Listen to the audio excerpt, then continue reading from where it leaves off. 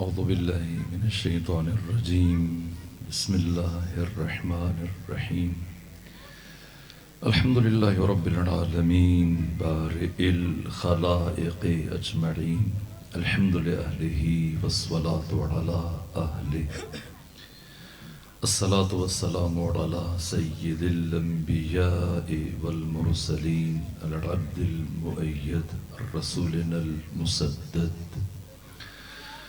المصطفى الأمجد الحبيب الأحمد النبي الأمي المكي المدني السراج المنير الكوكب الدري صاحب الوقار والسكينة المدفون بأرض مدينة سيدنا ونبينا وشفيع ذنوبنا وطبيب قلوبنا وحبيب نفوسنا ومولانا أبي القاسم محمد المصطفى صلى الله عليه وسلم وأهل بيته الأطيبين الأطهرين الأنجبين المأسومين المظلومين ورحمة الله على أحبابهم وأصحابهم وشيعتهم ومحبيهم ومواليهم أجمعين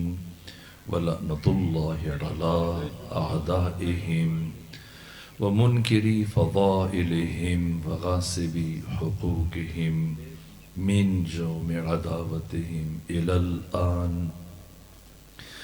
ومن الآن إلى قيام يوم الدين أما بعد فقد قالت زينب سلام الله عليها ما رأيت إلا جميلا صلوات بيجي خاندان فاطمہ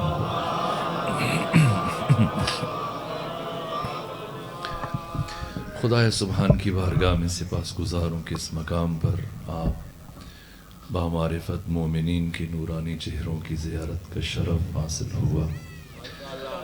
حق تعالیٰ آپ سب کو اپنی حفظ و پناہ میں رکھے۔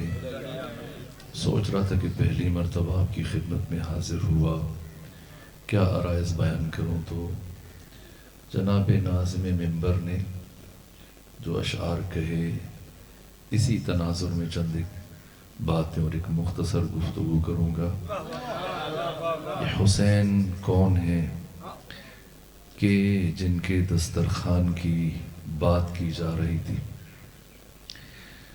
دیکھیے، یہ انسان اپنی تمام تر قوتوں کے باوجود، صلاحیتوں کے باوجود اپنے اندر کچھ کمزوریاں رکھتا ہے، اور قرآن مجید اور نہج البلاغہ کے مطابق انسان کی سب سے بڑی کمزوری جو اسے اوندھے منہ زمین پر گراتی ہے وہ خود پسندی، حب ذات، حب نفس اور حب جاہ۔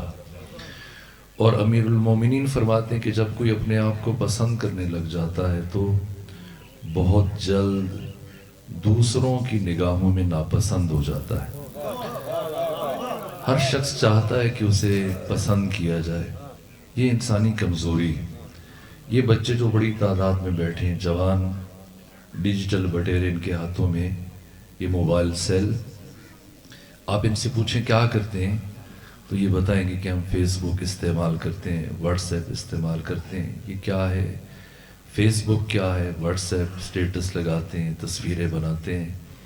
خود فیس بک پر کسی بچے کو، جوان کو، اب تو بزرگ بھی اس میں شامل ہو گئے، بڑے بھی شامل ہو گئے، آپ دیکھ لیجئے جا کر اطراف میں، اکناف میں، جیسے کسی پارک میں جائیں گے، کسی ریسٹورنٹ میں جائیں گے، کسی صحرا میں جائیں گے، کسی اچھے مقام پر جائیں گے، کسی دوسرے شہر میں جائیں گے، حتیٰ مکہ چلے جائیں حج کے لیے، عمرے کے لیے، زیارت کے لیے، جا کر طواف کعبہ بعد میں شروع کریں گے، پہلے تصویر بنائیں گے، اور اگر کوئی دوسرا تصویر بنانے کے لیے موجود نہیں تو یہ تکلیف بھی خود اٹھائیں گے اور آپ اپنی تصویر بنائیں گے۔ یہ بھی نہیں دیکھیں کہ معصوم کی زری کو پشت ہو رہی ہے، خانہ کعبہ کو پشت ہو رہی ہے، نہ، تصویر بننی چاہیے، پھر تصویریں بنائیں گے، اور بنانے کے بعد اپنی تصویروں میں تتبع، تفحص، چھان پھٹک کریں گے اور چنیں گے، ڈھونڈیں گے، تلاش کریں گے، جو سب سے اچھی تصویر ہے اسے منتخب کر کے اپنی فیس بک پہ لگا دیتے ہیں، اپنے سٹیٹس پہ لگا دیتے ہیں. کس لیے؟ تاکہ لوگ پسند کریں، تبصرے کریں. یہ بچے اور جوان بیٹھے میری بات کو شاید بہتر طور پہ درک کریں گے. تصویر لگانے کے بعد اب وہ انتظار کرتا ہے کہ میرے جاننے والے عزیز، میرے دوست، احباب، رشتہ دار، بہن بھائی، باقی لوگ اس کو پسند کریں گے، لائک کریں گے، کومنٹس دیں گے، تبصرے کریں گے. اور اسی طرح سے یہ تبصروں کا سلسلہ شروع ہو جاتا ہے. کیا خوبصورت تصویر ہے، کیا بہترین تصویر ہے، کیا اچھی تصویر ہے. لوگ پسند کرتے ہیں، دعائیہ کلمات لکھتے ہیں، لائک کرتے ہیں، یہاں تک کہ 100، 200، 300، 400، 500، 1000، 5000، 10,000، لاکھ، 10 لاکھ کسی نہ کسی نقطے پر پہنچ کر یہ سلسلہ پسند کا، تبصروں کا رک جاتا ہے. اور اب یہ بار بار اٹھا کر اپنی تصویر کو دیکھتا ہے کہ شاید کسی اور نے پسند کیا ہو، کسی اور نے اس کے بارے میں تبصرہ کیا ہو، لائک کیا ہو. اٹھا کے دیکھتا ہے لیکن اس تعداد میں کوئی اضافہ نہیں ہو رہا. کیوں؟ تصویر جتنی بھی خوبصورت کیوں نہ ہو، بالآخر انسان اب دوبارہ اس کی طرف مڑ کر دیکھنے کے لیے آمادہ نہیں. اس لیے کہ انسانی حافظے کی یہ خصوصیت ہے کہ یہ زیادہ دیر تک کسی کو یاد رکھنے کے لیے تیار نہیں. ایک طرف انسان کی یہ خواہش ہے کہ اسے چاہا جائے، پسند کیا جائے، ذہنوں میں رہے، حافظوں میں رہے، محفلوں میں رہے، تذکروں میں رہے، اسے چاہا جائے، سراہا جائے، پسند کیا جائے. لیکن دوسری طرف انسانی حافظے کی یہ خصوصیت ہے کہ یہ زیادہ دیر تک کسی کو یاد رکھنے کے لیے تیار نہیں. اگر یہ بات میں پہنچا سکا تو ایک ہے انسانوں کا انفرادی حافظہ جس کی میں نے مثال دینے کی کوشش کی، اور ایک ہے تمام انسانوں کا اجتماعی حافظہ جس کا نام ہے تاریخ. یہ تاریخ انفرادی حافظے سے زیادہ ستم ظریف ہے. چھوٹے چھوٹے واقعات، چھوٹے چھوٹے حوادث کو سرے سے تاریخ اپنے دامن میں جگہ نہیں دیتی. بڑے بڑے واقعات، بڑے بڑے حوادث، بڑی بڑی جنگیں، انہیں تاریخ اپنے اوراق میں جگہ دیتی ہے. لیکن کتنے عرصے کے لیے؟ ایک مختصر عرصے کے لیے. وقت کے مقبرے کی یہ خصوصیت ہے کہ وہ حوادث اور واقعات کے جسموں کو ہڈیوں کا برادہ بنا دیتا ہے. حادثہ خواہ کتنا ہی بڑا کیوں نہ ہو، وہ وقت کے سمندر میں ڈوب ہی جاتا ہے. کتنی بڑی بڑی جنگیں لڑی گئیں تاریخ انسانی میں. جنگ عظیم اول، جنگ عظیم دوم میں 10 کروڑ سے زیادہ افراد لقمہ اجل بن گئے جو میدان جنگ میں قتل ہوئے. جو گھروں میں جا کے مرے ان کی تعداد الگ ہے. ایک دن میں فرانس نے الجزائر کے 16 لاکھ افراد کو قتل کر دیا. کیا ان کی یاد منائی جاتی ہے؟ کیا ان کا ذکر برپا کیا جاتا ہے جو وہاں کے رہنے والے ہیں؟ تو پھر یہ کربلا کے 72 کون ہیں کہ تاریخ انہیں محو کرنے کے لیے تیار نہیں ہے، بھلانے کے لیے تیار نہیں. ایک طرف وقت کے مقبرے کی یہ خصوصیت ہے کہ وہ حوادث کے، واقعات کے جسموں کو ہڈیوں کا برادہ بنا دیتا ہے. حادثہ خواہ کتنا ہی بڑا کیوں نہ ہو، وہ وقت کے سمندر میں ڈوب ہی جاتا ہے. تو پھر یہ کربلا کیا ہے کہ جو آج سے 1400 سال پہلے ایک خشک ریگزار میں، ایک تپتے ہوئے صحرا میں سورج کی طرح سے چند گھنٹوں کے لیے چمکا، لیکن ایسا چمکا کہ اس کی روشنی ہمیشہ کے لیے سارے عالم میں پھیل گئی.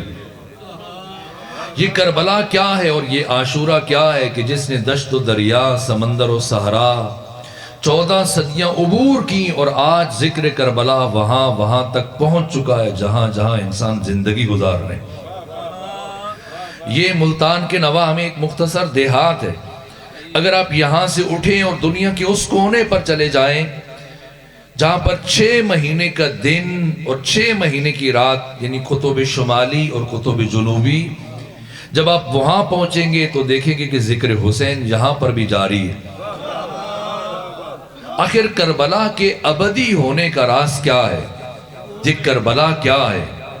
یہ عاشورہ کیا ہے کہ وقت جیسی نیست اور نابود کر دینے والی حقیقت اس کربلا اور حسین کے سامنے گھٹنے ٹیکنے پر مجبور ہو گئی. تاریخ جیسی ستم ظریف حقیقت حسین کے سامنے سجدہ ریز ہونے پر مجبور ہو گئی. یہ تاریخ کا مزاج نہیں کہ وہ کسی واقعے کو یاد رکھے. حسین نے تاریخ کو مجبور کیا کہ وہ کربلا کو یاد رکھے. آئے سوچیں کس زاویہ دید سے کربلا کو دیکھیں کہ کربلا کی الف با سمجھ میں آ جائے. کون بتائے کربلا کی ابدیت کا راز کیا ہے؟ کربلا کیوں سرمدی ہے؟ کربلا کیوں آفاقی ہے؟ کربلا کیوں لازوال ہے؟ کربلا کیوں لافانی ہے؟ کربلا کیوں ہمگیر ہے؟ کربلا کیوں یونیورسل ہے؟ کہ جیسے جیسے وقت گزر رہا ہے ویسے ویسے مسلسل انسان کربلا کی طرف بڑھتا چلا جا رہا ہے. اور بقول جوش ملی آبادی شبیر حسن خان کے کہ انسان کو بیدار تو ہو لینے دو، ہر قوم پکارے گی ہمارے ہیں حسین. حسین ابن علی کی حسین شناسی کے لیے انسان کی بیداری شرط ہے، ذہن کی بیداری شرط ہے، ضمیر کی بیداری شرط ہے، شعور کی بیداری شرط ہے. کبھی سویا ہوا انسان حسین شناس نہیں ہو سکتا. یہ حسین کون ہے اور کربلا کیا ہے اور کربلا کے سرمدی ہونے کا راز کیا ہے؟ کون سے عوامل ہیں؟ کس نگاہ سے دیکھیں تو کربلا سمجھ میں آ جائے؟ کیا کسی سوشیالوجی علم الاجتماع کے ماہر کی نگاہ سے دیکھیں یا کسی تجزیہ نگار کی نگاہ سے دیکھیں، کسی مفتی اور محدث کی نگاہ سے دیکھیں یا کسی تاریخ نویس اور مورخ کی نگاہ سے دیکھیں؟ کون بتائے کربلا کی ماہیت کیا ہے؟ کربلا کی حقیقت کیا ہے؟ کربلا کی ابدیت کا راز کیا ہے؟ کسی کی توان اور حیطہ ادراک سے ماورا اور بالاتر ہے. اس لیے امام حسین نے کسی بھی دوسرے ذریعے پر اعتماد نہیں کیا. کربلا کو پہنچانے کے لیے اور کربلا کے ابلاغ کے لیے کربلا کے سفیر اپنے ہمراہ لے کر گئے. ایک کا نام علی زین العابدین ہے اور دوسری ہستی کا نام عقیلہ بنی ہاشم عالمہ غیر معلمہ کربلا کی شیر دل خاتون بطلۃ الحریہ عقیلہ بنی ہاشم زینب بنت علی سلام اللہ علیہا ثانی زہرا نے بشر کو وہ دید عطا کی کہ اگر کربلا کی الف با کو سمجھنا چاہتے ہو، کربلا کو پڑھنا چاہتے ہو، کربلا کا مطالعہ کرنا چاہتے ہو تو کس دید سے، کس زاویہ دید سے، کس منہج پہ آ کے کھڑے ہو، کون سی اینک لگا کہ تم کربلا کو دیکھو تو کربلا کی الف بے سمجھنے میں کامیاب ہو سکتے ہو. یہ جملہ سمندر کو کوزے میں سمو دیا. کہاں ارشاد فرمایا؟ عبید اللہ ابن مرجانہ کے دربار میں جیسے یہ بیویاں پہنچیں رسن بستہ ثانی زہرا باقی بیویوں کے درمیان، تو عبید اللہ ابن زیاد جو اس موقع کا بےتابی سے انتظار کر رہا تھا جیسی بیویوں کی طرف اس کی نگاہ اٹھی ایک مرتبہ اپنے مشیر سے پوچھا، میں نے سنا ہے کہ ان اسیروں میں علی کی بڑی بیٹی زینب بنت علی بھی آئی ہے. اس مشیر نے اشارہ کیا وہ خاتون کھلے بالوں والی جس بی بی کے ہاتھ پس گردن بندھے ہوئے ہیں، یہ علی ابن ابی طالب کی بیٹی زینب بنت علی ہے. جیسی تعارف ہوا اس بدبخت ترین اور شقی ترین انسان نے جو سوال پہلے سے سوچ رکھا تھا اس نے رخ کیا ثانی زہرا کی طرف اور پوچھا، علی کی بیٹی بتا تو نے کربلا میں اپنے خدا کو کیسا پایا؟ تو نے کربلا میں اپنے اللہ کو کیسا پایا؟ یہ سوچ رہا تھا جیسے ہی میں یہ سوال کروں گا علی کی بیٹی روئے گی، گریہ کرے گی، فریاد کرے گی، اپنے مصائب بیان کرے گی، بھائی کے قتل کی کیفیت بیان کرے گی، بیٹوں کے مارے جانے پر روئے گی، ہم مذاق اڑائیں گے، ہنسیں گے، کہکے لگائیں گے، لیکن اللہ رے معرفت ثانی زہرا زینب بنت علی. جیسے ہی اس بدبخت نے پوچھا علی کی بیٹی بتا تو نے کربلا میں اپنے خدا کو کیسا پایا، لبھائے زینبی میں جنبش پیدا ہوئی اور فرمایا ما رأیت الا جمیلا، میں نے کربلا میں صرف اور صرف جمال خدا کو مشاہدہ کیا، میں نے کربلا میں اپنے اللہ کو بہت حسین پایا. اتنا بڑا جملہ تھا، اتنا وزنی جملہ تھا کہ شاید کسی اور انسان اس جملے کی وزن کی، اس جملے کی گہرائی کو درک نہ کر سکتا. جیسے یہ جملہ امام سجاد کے کانوں سے ٹکرایا وہیں کھڑے کھڑے فرمایا ان عمتی زینب عالمۃ غیر معلمہ.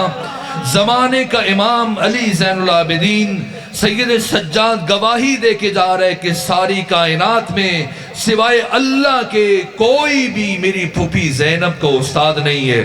آیت اللہ دارستانی فرماتے کہ وہ خطبہ جو ثانی زہرا نے دربار کوفہ میں دیا، اور وہ خطبہ جو ثانی زہرا نے بازار کوفہ میں دیا، اور وہ خطبہ جو یزید ابن معاویہ ابن ابو سفیان ابن حرب ابن امیہ کے دربار میں دیا، اگر ثانی زہرا کی جگہ خود امام الانبیاء سید الرسل ختمی مرتبت آ جاتے اور پیغمبر کو ان دو لعینوں کے سامنے خطبہ دینا پڑ جاتا تو پیغمبر بعین ہی وہی خطبے ارشاد فرماتے جو ثانی زہرا نے ارشاد فرمائے، نہ ایک لفظ کم نہ ایک لفظ زیادہ۔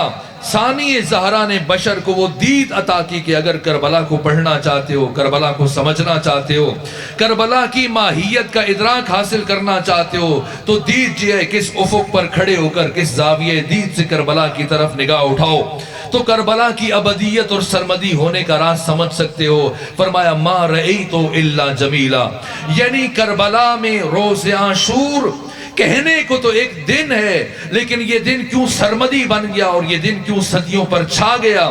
اس لیے کہ اس ایک دن میں طلوع آفتاب سے لے کر غروب آفتاب تک مسلسل ہر لمحے جمال خدا کا ظہور ہو رہا تھا، جمال الہیہ کا ظہور ہو رہا تھا۔ حسین اور حسین کے 72 ساتھیوں سے مسلسل صفات الہیہ کا ظہور ہو رہا تھا۔ ثانی زہرا نے یہ دید بشر کو عطا کی کہ کربلا میں جمال خدا کا ظہور ہوا۔ اگر مورخ کے قلم سے کوئی سمجھنا چاہے گا کربلا کو تو وہ لکھے گا کہ کربلا میں 28 رجب کو حسین مدینہ سے کربلا کے لیے روانہ ہوئے، وہ کہے گا حسین روانہ ہوئے، لیکن جو دید ثانی زہرا نے بشر کو عطا کر دی، اب انسان سمجھ سکتا ہے کہ بظاہر حسین مدینہ چھوڑ رہے ہیں لیکن بباطن کون مدینے سے جا رہا ہے؟ جیسے ہی آقا نے روانگی کا ارادہ کیا، آپ کے چھوٹے بھائی محمد جو وضو کر رہے تھے، اطلاع ملی کہ جناب حسین علیہ السلام مدینہ چھوڑ کر جا رہے ہیں، وہیں پر محمد نے وضو کا برتن پھینکا، ننگے پاؤں دوڑتے ہوئے آئے، کہا بھیا آپ عراق جا رہے ہیں؟ کہا عراق جا رہا ہوں۔ عرض کیا نہ جائیے نہ جائیے، فیصلہ کن لہجے میں فرمایا نا اے حنفیہ، شاء اللہ ہو ان یرانی قتیلا، اللہ مجھے اپنے راستے میں شہید ہوتے ہوئے دیکھنا چاہتا ہے۔ یہ سنا، اب کوئی چارہ نہیں تھا محمد حنفیہ دوسری بات کہیں، لیکن جیسی نگاہ پڑی مخدرات عصمت و طہارت پر، عرض کیا خود جاتے ہیں تو چلے جائیں، رسول زادیوں کو اپنے ہمراہ نہ لے جائیے۔ دوسری مرتبہ لبہائے حسینی میں جنبش پیدا ہوئی، فرمایا سنو حنفیہ، شاء اللہ ہو ان یراہن سبایا، اللہ ان بیویوں کو اپنے دین کی بقا کے لیے اپنے راستے میں اسیر ہوتے ہوئے دیکھنا چاہتا ہے۔ مورخ یہی کہے گا بظاہر حسین نے مدینہ چھوڑا، لیکن حسین بتا رہے ہیں ثانی زہرا کی دید کے مطابق کہ در حقیقت در واقع مشیت خدا مدینہ چھوڑ رہی ہے، حسین ارادہ خدا۔ اور اگر کوئی سمجھنا چاہے تو آئے روز عاشور 10 محرم، جب حر ابن یزید الریاحی آقا کی بارگاہ میں اپنے بیٹے اور غلام کے ہمراہ آنکھوں پر پٹی باندھ کر پہنچے، اور پہنچنے کے بعد عرض کیا اے فرزند رسول، کیا اللہ کی بارگاہ میں میری توبہ قبول ہو سکتی ہے؟ اٹھائیں 56 بڑی بڑی کتابیں، مقتل کی منہاج الدموع ہے، دمت الثاقبہ ہے، نفس المعموم ہے، مقتل ابی مخنف ہے، دوسری بڑی بڑی کتابیں، کوئی کتاب اٹھائیں۔ حسین یا تو کہہ دیتے کہ نہ آپ لائق معافی نہیں ہو، یا کہہ دیتے کہ میں دعا کروں گا اللہ تمہیں معاف کرے گا، لیکن پڑھیں کوئی کتاب اٹھائیں مقتل کی، سب نے بالاجماع یہ جملہ لکھا۔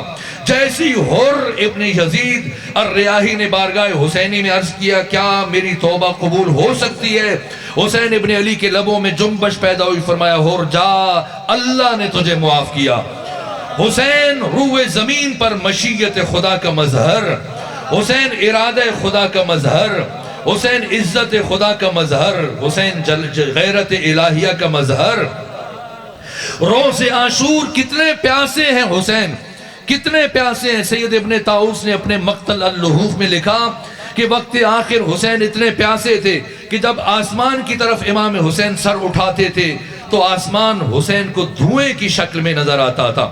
اتنے پیاسے حسین، ظاہر کربلا میں مرنے سے زیادہ مشکل کام جینا تھا، جو جتنی دیر تک جیا اس نے زیادہ مصیبتیں برداشت کی، اور سب سے آخر میں سب سے پیاسے حسین، یہ شدت پیاس کا عالم ہے، اور انسان کسی نہ کسی مشکل کے مرحلے میں پہنچ کر کمپرومائز کر لیتا ہے، دشمن کی ہاں میں ہاں ملا دیتا ہے، اس کی برداشت جواب دے جاتی ہے، لیکن اللہ رے استقامت حسین ابن علی، اللہ رے مقاومت حسین ابن علی، جیسے ہی شدت پیاس کے لمحات میں اپنی شہادت سے کچھ پہلے آقا روئے زمین پر بیٹھے کچھ سوچ رہے تھے، یہاں تک کہ عمر ابن سعد آگے بڑھا، اور آگے بڑھنے کے بعد کہا، اے حسین ابن علی، مجھے ابھی کوفہ سے دارالامارہ سے عبید اللہ ابن مرجانہ کا خط آیا، اور وہ یہ کہہ رہا ہے کہ حسین سے کہو میں تمہیں اختیار دیتا ہوں بین الذلت والذلہ، کہ بیعت قبول کر لے، ذلت قبول کر لے، یا پھر حسین مرنے کے لیے تیار ہو جائے۔ جیسی حسین ابن علی نے عبید اللہ ابن زیاد کا یہ پیغام سنا، 3 دن کے سوکھے گلے سے اب جو حسین کی آواز چھت کربلا میں میدان کربلا میں گونجی تو ایک ایک سپاہی کے کانوں تک پہنچی۔ ایک مرتبہ جیسے یہ جملہ سنا، فرمایا، ان الدعی یبن الدعی قد رکزنی بین الاثنتین، حرام زادے کا حرام زادہ بیٹا وہ مجھے اختیار دے رہا ہے بین الذلت والذلہ، کہ میں بیعت قبول کروں یا پھر مرنے کے لیے تیار ہو جاؤں۔ اے عمر ابن سعد، جا کر کوفہ میں عبید اللہ ابن زیاد کو بتا دینا، حسین کربلا میں کہہ رہے تھے، ہیہات من الذلہ، اللہ نے ذلت کو حسین سے بہت دور رکھا ہے۔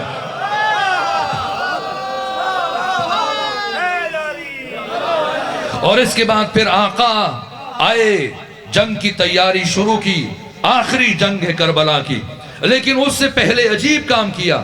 اس سے پہلے کہ آقا حسین ابن علی حملہ آخر کریں، اس سے پہلے اپنے گھوڑے کو خیمے کے دروازے پر باندھا، اپنا امامہ اتارا، اپنے نانا محمد مصطفیٰ کا امامہ پہنا، نانا کا عصا اٹھایا، نانا کی انگوٹھیاں اپنی انگلیوں میں پہنی، اور چلے نانا کے ناکہ پر سوار ہو کر میدان کربلا میں پہنچے اور آخری خطبہ دیا تاکہ حجت تمام ہو جائے۔ اور پھر جب کسی پر کوئی اثر نہ ہوا، فرمایا، میں جانتا ہوں آج کے دن تم میں سے کسی پر میری نصیحت کا اثر نہیں ہوگا، اس لیے کہ جس شکم میں لقمہ حرام داخل ہو جائے ایسے انسان پر حسین جیسی ہستی کی بھی نصیحت اثر نہیں کر سکتی۔ بتاؤ تم سب میرے قتل پر کیوں جمع ہوئے ہو؟ کیوں سب مجھے قتل کرنا چاہتے ہو؟ میرے عزیزوں سمجھنا یہ نقطہ خاص ہے۔ اب حسین ابن علی نے تلوار اٹھانی ہے، لیکن تلوار اٹھانے سے پہلے حسین دشمن سے عجیب اعتراف لے رہے ہیں، اس لیے کہ حسین نے مورخ کے سپرد نہیں کیا کہ وہ آئے اور کربلا کی تاریخ لکھے۔ مورخ کے قلم میں اتنی طاقت و توان اور اتنی صلاحیت نہیں ہے کہ وہ کربلا کی حقیقتوں کو منتقل کر سکے، اس لیے حسین نے خود کربلا کی تاریخ اپنے ہاتھوں سے لکھی۔ اب تلوار اٹھانی ہے، لیکن تلوار اٹھانے سے پہلے عجیب اعتراف لیا، اے دشمنوں بتاؤ، اہل کوفہ، اہل بصرہ، اہل شام، بتاؤ کیوں تم سب میرے قتل کے لیے جمع ہوئے ہو؟ جیسے ہی سوال پوچھا سب نے جواب دیا بیک زبان، اے حسین بغضاً لأبیک، تیرے بابا علی کی دشمنی میں، تیرے بابا علی کی دشمنی میں۔ سمجھیں گے بچے غور کریں، جوان غور کریں، یہ کربلا کی تاریخ ہے۔ حسین نے دشمن سے یہ اعتراف کیوں لیا؟ تلوار اٹھانی ہے، لیکن تلوار اٹھانے سے پہلے یہ اعتراف لیا۔ اکبر شہید ہوئے لیکن تلوار نہیں اٹھائی، قاسم کی لاش کے ٹکڑے چن لیے، تلوار نہیں اٹھائی، علی اصغر ہاتھوں پر ذبح ہو گئے، تلوار نہیں اٹھائی، عباس کے بازو چن لیے، تلوار نہیں اٹھائی۔ اب تلوار اٹھانی ہے، لیکن تلوار اٹھانے سے پہلے دشمن سے عجیب اعتراف لیا، بتاؤ کیوں میرے قتل پر جمع ہوئے ہو؟ سمجھیں گے جوان کہ سید الشہداء نے یہ اعتراف دشمن سے کیوں لیا؟ جب مدینے سے چلے تھے تو کیا فرمایا تھا؟ وَأُسِيرُ بِسِيرَةِ جَدِّ رسول اللہ، میں اپنے قیام میں اپنے نانا محمد مصطفیٰ کی سیرت کو زندہ کروں گا، اور قدم قدم پر نانا کی سیرت کو احیا کر کے دکھایا۔ اور پیغمبر کی سیرت کو اگر کوئی جاننا چاہتا ہے تو امام طبرانی معجم الاوسط 4 جلد، بریدہ اسلمی رسول اسلام کا صحابی پیغمبر کی بارگاہ میں آیا اور عرض کیا، یا رسول اللہ، میں ہر روز آپ کی زبان سے علی ابن ابی طالب کی فضیلتیں سنتا ہوں، ہر روز آپ کی زبان سے علی کی کوئی نہ کوئی فضیلت سنتا ہوں، لیکن یا رسول اللہ میں ایک مصیبت میں گرفتار ہوں، اس کے باوجود کہ میں ہزاروں فضائل سن چکا ہوں، لیکن میں کبھی کبھی اپنے دل میں علی کے لیے بغض محسوس کرتا ہوں، کینہ محسوس کرتا ہوں، دشمنی اور عداوت محسوس کرتا ہوں۔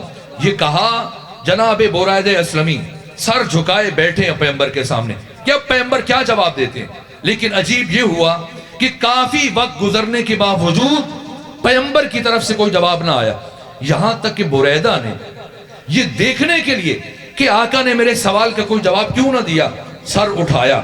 جب سر اٹھایا تو عجیب منظر تھا، اگرچہ سردی کا موسم تھا اس کے باوجود پیغمبر کا چہرہ غصے سے سرخ تھا اور پیغمبر کے چہرے سے پسینے کے قطرے زمین پر گر رہے تھے۔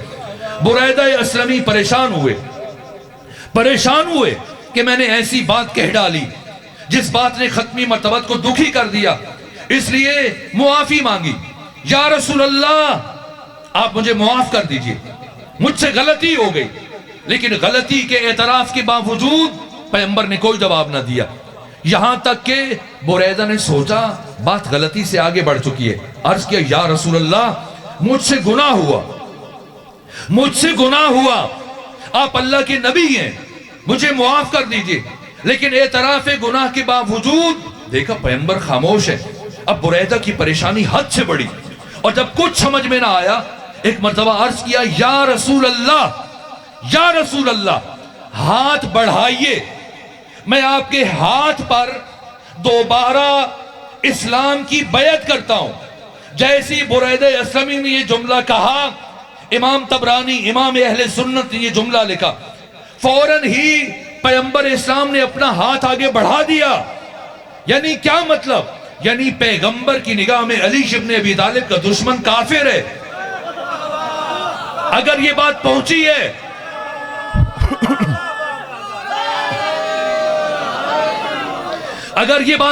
ہے تو اب سمجھیں اس راز کو کہ روز عاشور حسین ابن علی نے تلوار اٹھانے سے پہلے دشمن سے یہ اعتراف کیوں لیا کہ بتاؤ کیوں سب میرے قتل پر جمع ہوئے ہو؟ جیسی سب نے بیک زبان جواب دیا، اے حسین بغضاً لأبیک، تیرے باپ علی کی دشمنی میں، یہ اقرار لے کر ان کی زبانوں سے حسین ابن علی نے ان کے کفر پر مہر تصدیق ثبت کر دی اور مورخ کو بتا دیا کہ خبردار قیامت تک کوئی گستاخ یہ نہ لکھے کہ حسین نے مسلمانوں سے جنگ کی تھی، اس لیے کہ جو حسین کے مقابلے میں آ جائے پھر وہ مسلمان نہیں رہتا ہے۔ اب تلوار اٹھائی اور ایسی تلوار اٹھائی کہ سید مہدی بحر العلوم فرماتے ہیں کہ میرے لیے طے کرنا مشکل ہے کہ علی ابن ابی طالب بڑے شجاع تھے یا آپ کے فرزند حسین ابن علی بڑے شجاع تھے۔ ایسا شدید حملہ تھا کہ 12 کلومیٹر دور مقام ذوالکفل تک دشمن کے لشکر کو دھکیلتے ہوئے لے کر گئے، یہاں تک کہ فرما رہے ہیں اب 3 دن کے پیاسے کی جنگ دیکھو، اس کی جنگ دیکھو جس کے جوان سال بیٹے کو تم نے شہید کر ڈالا، اب اس کی جنگ دیکھو جس کے بھائی کے شانے تم نے قطع کر دیے۔ یہاں تک کہ ابوالحسن حفیظ جالندری جنہوں نے پاکستان کا قومی ترانہ لکھا، انہوں نے سید الشہداء کی روز عاشور کی اس جرأت و استقامت اور شجاعت کی کیفیت کو نظر انداز نہ کر سکے اور یہ اشعار لکھے کہ لباس ہے پھٹا ہوا، غبار میں اٹا ہوا، تمام جسم نازنی چھدا ہوا، کٹا ہوا، یہ کون سی وقار ہے، یہ کون سی وقار ہے، بلا کشا سوار ہے کہ ہے 1000 قاتلوں کے سامنے ڈٹا ہوا، یہ بالیقین حسین ہے، نبی کا نور عین ہے، یہ کون حق پرست ہے، مئے رضا میں مست ہے کہ جس کے سامنے کوئی بلند ہے نہ پست ہے، ادھر 1000 گھات ہے مگر عجیب بات ہے کہ 1 سے 1000 کا بھی حوصلہ شکست ہے، یہ بالیقین حسین ہے، نبی کا نور عین ہے، ادھر سپاہی شام ہے، 1000 انتظام ہے، ادھر ہیں دشمنان دین، ادھر فقط امام ہے، مگر عجیب شان ہے، غضب کی آن بان ہے کہ جس طرف اٹھی ہے دیکھ بس خدا کا نام ہے، یہ بالیقین حسین ہے، نبی کا نور عین ہے، یہ حسین ابن علی جن سے متعلق ڈاکٹر عباس محمود عقاد مصر کے اہل سنت عالم ہیں، اہل سنت عالم اور 450 صفحات پر مشتمل کتاب لکھی حسین ابو الشہداء، اور کتاب کی شروع میں یہ جملہ لکھا، کیوں یہ کتاب لکھ رہا ہوں؟ کہا جب میں نے کربلا کی جنگ پڑھی، جب میں نے عاشورہ کا مطالعہ کیا تو مجھے یوں لگ رہا تھا کہ روز عاشور میدان کربلا میں بیک وقت دو طرح کی جنگ چل رہی تھی، دو طرح کی جنگ، ایک جنگ لشکر حسین اور لشکر عمر ابن سعد کے درمیان، اور دوسری جنگ خود حسین کی ذات کے اندر، حسین کی ذات کے اندر، حسین کی صفات کے درمیان۔ حسین کا علم چاہتا تھا آپ کی عبادت سے آگے نکل جائے، حسین کی عبادت چاہتی تھی زہد سے آگے بڑھ جائے، زہد چاہتا تھا شجاعت سے آگے نکل جائے، شجاعت چاہتی تھی سخاوت سے آگے نکل جائے، سخاوت چاہتی تھی استقامت سے آگے نکل جائے۔ اگر کبھی حاضر ہونے کی توفیق ہوئی تو یہاں سے اپنی بات چھوڑ کر جا رہا ہوں، وہیں سے بات آگے بڑھائیں گے۔ روز عاشور ایک ایک مرحلے میں صفات خدا کا ظہور ہو رہا ہے، غیرت الہیہ کا ظہور ہو رہا ہے، عزت الہیہ کا ظہور ہو رہا ہے، شجاعت کا ظہور ہو رہا ہے ایک ایک مرحلے میں، اور یہاں تک کہ روز عاشور ساری کائنات میں بن مانگے، ساری زندگی بن مانگے عطا کرنے والے حسین۔ روز عاشور میدان کربلا میں کون بھول سکتا ہے آپ کی سخاوت کو؟ چونکہ وقت دعا ہے اس لیے آخری جملہ عرض کر رہا ہوں، یہاں تک کہ جب حملہ کیا تو دشمن کا لشکر اس طرح سے تتر بتر ہوا کہ اب کسی میں جرت نہیں ہو رہی ہے کہ واپس قریب آئے، یہاں تک کہ خاک کربلا پر آقا آئے، ایک مرحلے کے لیے تشریف لائے اور اپنی شمشیر کو زمین میں گاڑا اور پیشانی قبضہ شمشیر پہ رکھے۔ حسین محو فکر ہے، خدا کے ساتھ راز و نیاز کر رہے ہیں کہ اسی اسنا میں دشمن کا بھاگا ہوا لشکر پھر سے سمٹنا شروع ہوا اور ایک بڑے دائرے میں آپ کے گرد جمع ہونا شروع ہوا، لیکن کسی میں جرت نہیں ہو رہی ہے کہ قریب آئے، یہاں تک کہ دشمن کی صفوں کو چیرتا ہوا ایک شخص آگے بڑھا اور پوچھ رہے دکھاؤ وہ باغی کہاں ہے، وہ خارجی کہاں ہے؟ سب اشارہ کر رہے ہیں، وہ بیٹھا ہے۔ قریب آ کر اس نے سید الشہداء کو سلام کیا۔ جب روز عاشور پہلی مرتبہ دشمن کے لشکر میں سے کسی کو سلام کرتے ہوئے سنا تو قبضہ شمشیر سے سر اٹھایا، پیشانی اٹھائی، سلام کا جواب دیا اور فرمایا تو مجھے اجنبی معلوم ہوتا ہے، مسافر معلوم ہوتا ہے، کون ہے، کیسے آیا؟ بتایا کہ میں کربلا کے اطراف میں رہنے والا تاجر ہوں۔ بس حسین کی سخاوت پہ ایک جملہ عرض کر کے زحمت تمام کرو۔ کربلا کے اطراف میں رہنے والا تاجر ہوں، میں حسب سابق سفر تجارت پر گیا تھا اور جب پلٹ کے آیا تو میرے 4 برس کی ایک بیٹی جو ہر مرتبہ والہانہ انداز میں میرا استقبال کیا کرتی تھی اور میری سفر کی تکان دور ہو جاتی تھی، آج پہلی مرتبہ جب میں آیا تو اس نے پہلے کی مانند میرا استقبال نہیں کیا بلکہ حیرت سے میرے سامنے آ کے رک گئی اور مجھ سے پوچھا بابا آپ یہاں کھڑے کیا کر رہے ہیں؟ میں نے پوچھا بیٹی میرا گھر ہے، میں اپنے گھر واپس آیا ہوں۔ کہا بابا میں نے سنا ہے یہاں قریب نینوا میں ایک خارجی نے مسلمانوں کے خلاف خروج کیا، ایک باغی نے مسلمانوں کے خلاف بغاوت کی اور سارے مسلمان خلیفۃ المسلمین کے حکم پر اس خارجی کو قتل کرنے کے لیے گئے، اس کے لشکر کے ساتھ اسے ختم کرنے کے لیے گئے، بابا آپ بھی جائیں۔ پھر وہ دوڑتی ہوئی گئی اپنے میرے حجرے میں اور میری تلوار اتار کر مجھے دی، بابا جائیں اس خارجی کے ساتھ جہاد کریں۔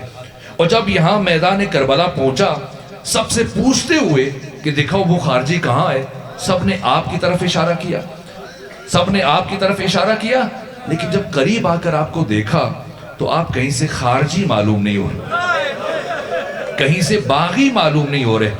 اپنا تعارف کروا دیجئے، اپنا تعارف کروا دیجئے۔ کہا آنے والے میں کوئی خارجی یا باغی نہیں، میں تمہارے نبی کا نواسا حسین ابن علی ہوں، حسین ابن علی ہوں۔ جیسی تعارف ہوا اس تاجر نے اجازت مانگی، اجازت دیں کہ میں آپ کی نصرت میں جہاد کرتے ہوئے شہید ہو جاؤں۔ فرمایا میری اجازت نہیں، میں مصائب نہیں پڑھ رہا، بس یہ ایک جملہ عرض کر دوں چونکہ مجبوری ہے، میں نے گفتگو کو سمیٹنا ہو، کسی دوسرے مقام تک پہنچنا ہے۔ میں کبھی پھر تفصیلی مصائب بھی عرض کروں گا، اور جہاں گفتگو چھوڑ کر جا رہا ہوں وہیں سے اپنی گفتگو آگے بڑھاؤں گا۔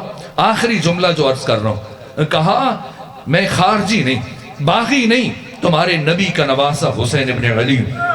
جیسی تعارف ہوا، کہا مجھے اجازت دیں کہ میں آپ کی نصرت میں جہاد کرتے ہوئے شہید ہو جاؤں۔ فرمایا میری اجازت نہیں ہے۔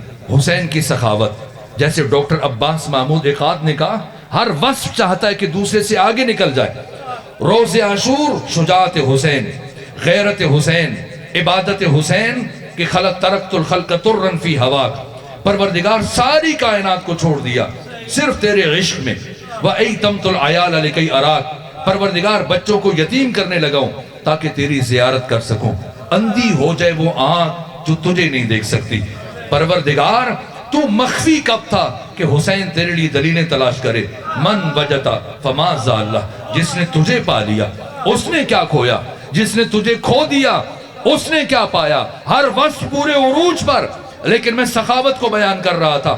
آقا کی سخاوت، آقا کی عطا، جود کس درجے پہ ہے کہ اجازت دیں کہ آپ کی نصرت میں جہاد کرتے ہوئے شہید ہو جاؤں۔ فرمایا نہ، میری اجازت نہیں ہے، جلدی سے حدود کربلا سے باہر نکل جاؤ، اس لیے کہ تھوڑی دیر کے بعد میں صدائے استغاثہ بلند کرنے لگا ہوں، اور جس کے کانوں تک صدائے استغاثہ پہنچ جائے گی اس پر نصرت کرنا واجب ہو جائے گی۔ جاؤ حدود کربلا سے نکل جاؤ۔ یہ شخص امام کی بات سن کے چلا، چند قدم طے کیے یا امام نے آواز دی واپس آؤ، واپس آؤ۔ یہ حیرت سے واپس مڑا کہ ابھی تو رخصت کر چکے تھے، پھر کیوں بلایا؟ جیسے ہی قریب آیا، امام نے چھوٹی انگلی سے ایک انگشتری اتاری اور فرمایا کیا بھول گئے جب تم سفر تجارت پر جا رہے تھے تمہاری بیٹی نے تم سے کیا خواہش کی تھی؟ کیا تمہاری 4 سالہ بیٹی نے تم سے یہ خواہش نہیں کی تھی، تم سے یہ خواہش نہیں کی تھی کہ بابا اس دفعہ واپسی پر میرے لیے یمنی عقیق کی انگشتری لے کے آنا؟ یہ انگشتری لے جاؤ، جا کے اپنی بیٹی کو دے دینا اور اسے بتا دینا وہ کوئی خارجی نہیں تھا، کوئی باغی نہیں تھا، تیرے نبی کا نواسہ تھا جسے 3 دن کا بھوکا اور پیاسا اس امت نے شہید کر دیا۔ الا لعنت اللہ علی القوم الظالمین وسیعلم الذین ظلموا ای منقلب ینقلبون۔